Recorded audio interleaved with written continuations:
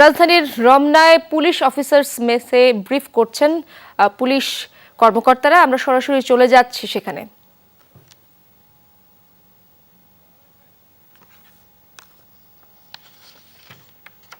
দর্শক, আমরা একটু অপেক্ষা করছি।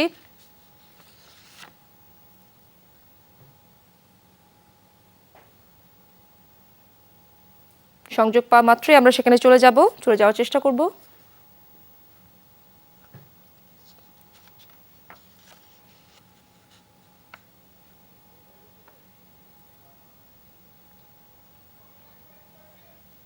সমাজ, ছাত্র জনতা যারা এই বিপ্লব ঘটিয়েছে তাদেরকেও, আমাদেরকে এবং বিভিন্ন রাজনৈতিক দল সবাইকে আমি বিনীতভাবে অনুরোধ করব, এই কার্যক্রমে পুলিশের আজকের এই অবস্থায় আপনারা আমাদের পাশে দাঁড়ান এবং আমরা যাতে সক্ষমতা নিয়ে আমাদের আগের অবস্থায় ফিরে আসতে পারি, সেই জন্য আমি আপনার সবার কাছে সহযোগিতা কামনা করছি।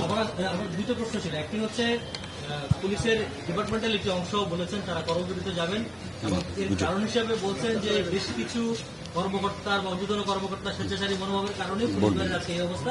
আপনি সেটা মনে করেন? না, আমরা যে কর্মবিরতির করা আমাদের যে ফোর্সে বলেছে, এটা হয়তো তাদের ভিতরে একটা মনের কষ্ট থেকে হয়তো বলেছে। তা আমরা আশা করি বাংলাদেশ পুলিশ সদস্য আমরা যে দায়িত্বটা আছে এটা আমরা পালন করতে সক্ষম হব এবং তাদের এই কর্মবিরতির যে ঘোষণা, এটা নিশ্চয়ই এটা সমাধান করতে আমরা সক্ষম হব। আর আমরা সবার সাথে যোগাযোগ করতেছি, কথা বলতেছি এবং যে আপনারা যে বললেন যে নেতিবাচক কিছু কার্যক্রমে, সেটা আপনারাই ভালো বলতে পারেন, আপনারাই ভালো জানেন, যে আপনারাই জানেন এই বিষয়টি।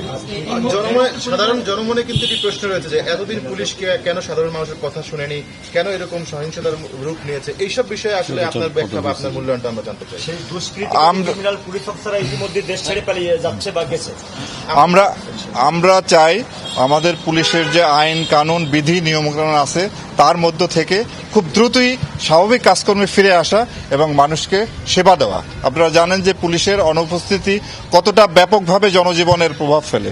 সেটা থেকে আমরা জনগণকে দ্রুত পুলিশি সেবা দেওয়ার জন্য খুব দ্রুতই আমরা যাতে স্বাভাবিক কাজকর্মে ফিরে আসতে পারি, সেই জন্যই আমরা উদ্যোগী হয়ে এই কাজটা করতেছি।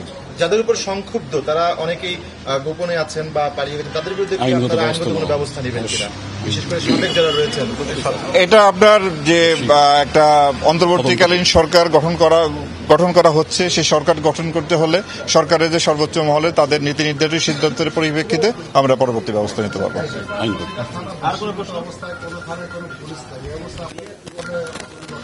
আমরা এই জন্যই খুব দ্রুতই আমরা চেষ্টা করছি সম্মিলিতভাবে সবাই কাজ করে এই অবস্থা থেকে একটা স্বাভাবিক অবস্থা। ধন্যবাদ।